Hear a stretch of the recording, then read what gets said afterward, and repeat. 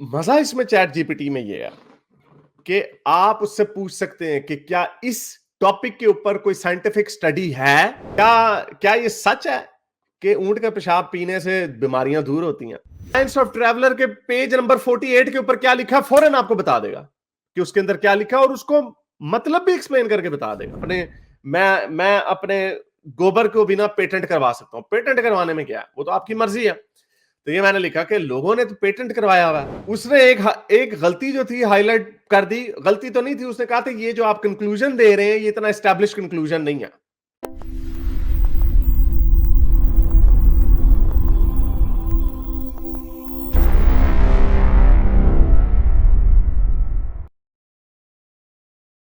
मजा इसमें chat GPT में ये है कि आप उससे पूछ सकते हैं कि क्या इस टॉपिक के ऊपर कोई साइंटिफिक स्टडी है।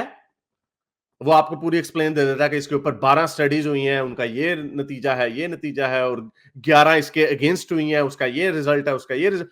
I mean it's fascinating. और वो गूगल नहीं है एक लिहाज से कि आपको गूगल तो आपको खुद उसको प्रोसेस करना पड़ता है। इसमें आपको खुद नहीं प्रोसेस करना पड़ता, इसमें वो आपको कंक्लूड खुद करके बताता है कि इसका क्या मतलब है, और आप उस पर क्रॉस एग्जामिन भी कर सकते हैं। तो मैंने ऐसे छेड़ने के लिए इनको किया। मैं कहा जरा जरा पूछें कि ये जो कैमल यूरिन का जो चक्कर है ये क्या है, क्योंकि मोमिनीन्स भी वही कहते हैं। हमारे टुन्नी भाई भी, उनका टुन्नियों को हमारे वो बड़ा पसंद है कि हाँ हाँ देखो कितने बेवकूफ है मोमिन, उसके ऊपर बात करते हैं। ऊंट के पेशाब को बड़ा साइंटिफिक कहते हैं। तो जरा मैंने कहा जरा पूछें, अब तो कोई पैसे तो नहीं खर्च होते, कि क्या क्या ये सच है कि ऊंट का पेशाब पीने से बीमारियां दूर होती हैं। तो उसने कहा कि there is no scientific evidence to support the claim. कोई साइंटिफिक एविडेंस नहीं है। आपको एक आधा जर्नल मिल जाएगा, पेपर मिल जाएगा, किसी मोमिन ने लिखा हुआ कि ऊंट का पेशाब पीने से कोई बीमारी दूर होती है। हाँ, इसमें कुछ सर्टेन कल्चर्स हैं, ट्रेडिशनल प्रैक्टिसेस हैं जहां पे ये किया जाता है, लेकिन उनका कोई एविडेंस नहीं है कि इनसे बीमारियां दूर होती हैं। किसी भी किस्म का पेशाब, ये सुन लो जी, किसी भी किस्म का पेशाब, चाहे वो अब ये कोई इसके अंदर, अब कई टुन्नी कहते हैं, ये मोमिन कहते हैं ये लेफ्ट का बायस है।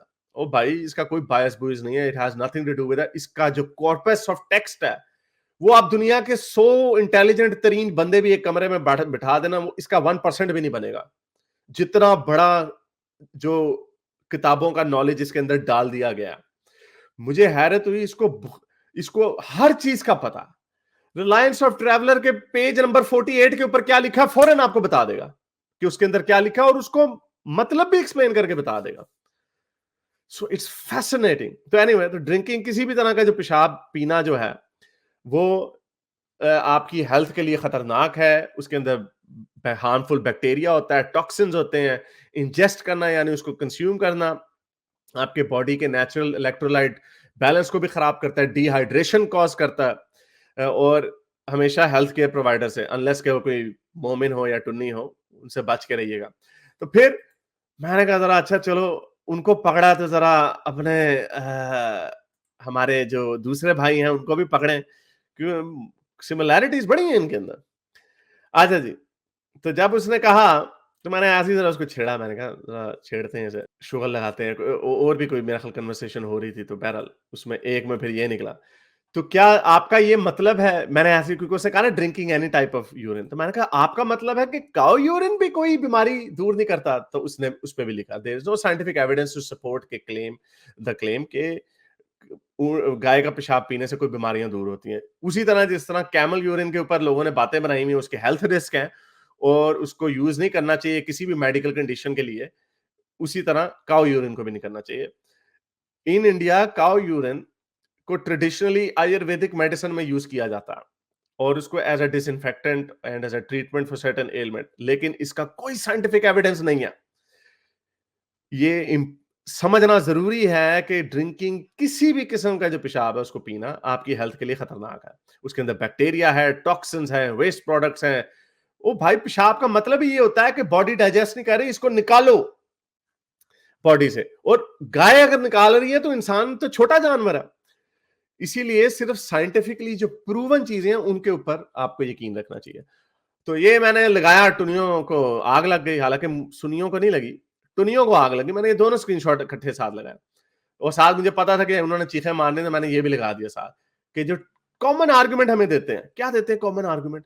हमारे पेटेंट्स बहुत हैं, अमेरिका ने पेटेंट्स कर दिए हैं, वो अमेरिका ने पेटेंट्स किए हैं और ये हम आपको पहले से बताते चले आ रहे हैं। पेटेंट का मतलब ये नहीं होता मैं अपने गोबर को बिना पेटेंट करवा सकता हूं। पेटेंट करवाने में क्या है, वो तो आपकी मर्जी है। तो ये मैंने लिखा कि लोगों ने तो पेटेंट करवाया हुआ है, इसका क्या मतलब? पेटेंट की इसकी कोई मेडिसिनल वैल्यूज नहीं है। तो उसने कहा having a patent on a particular product process का मतलब ये नहीं है कि उसकी कोई मेडिसिनल वैल्यू है या उसकी कोई एफिकेसी है।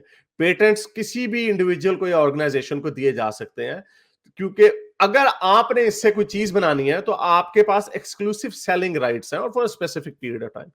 काउ यूरिन के ऊपर भी पेटेंट्स हैं। Some companies and individuals in India, और अगर उनके नाम भी देखे ना तो कई इंडियन नाम ही, जिस तरह वो एक पेपर लिखा हुआ रिसर्च पेपर एनएलएम में, उसके अंदर भी जब वो नाम पढ़ते हैं ना तो वो हिंदू रामा प्रकाश उनके नाम लिखे होते हैं।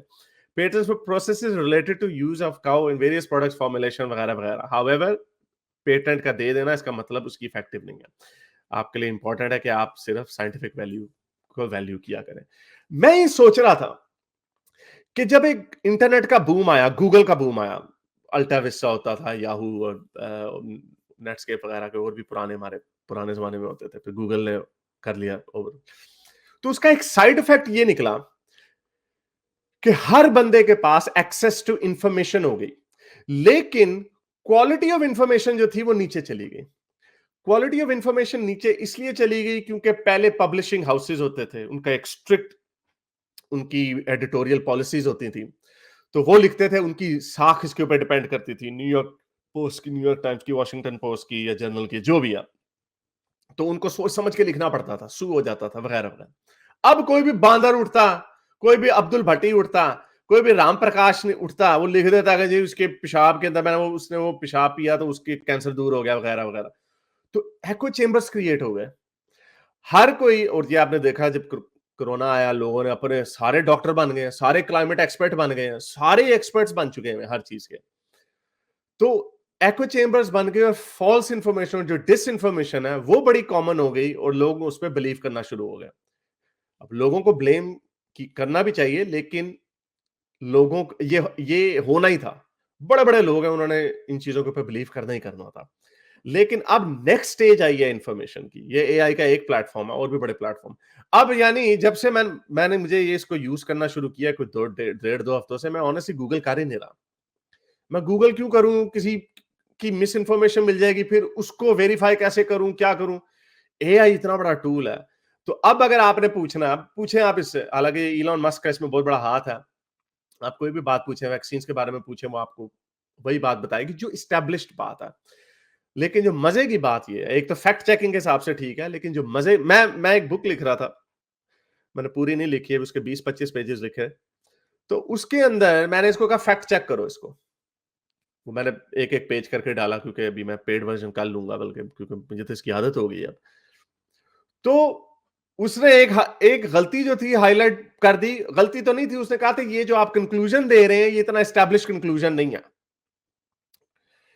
मैंने कहा है, फिर मैंने उसके ऊपर और सर्च मारी, तो मैंने कहा यार ये तो ठीक है, लेकिन मैंने जहां से वो इंफॉर्मेशन सुनी थी या सोची थी या उसको प्रोसेस किया था, या मेरा कंफर्मेशन बायस भी था, क्योंकि मैं वो पॉइंट को प्रूव करना चाहता था, तो मैंने उसको कर दिया। तो लेकिन उसने फौरन ही 1 सेकंड में कॉपी पेस्ट मारा, साथ करके उसने बता दिया। वाओ!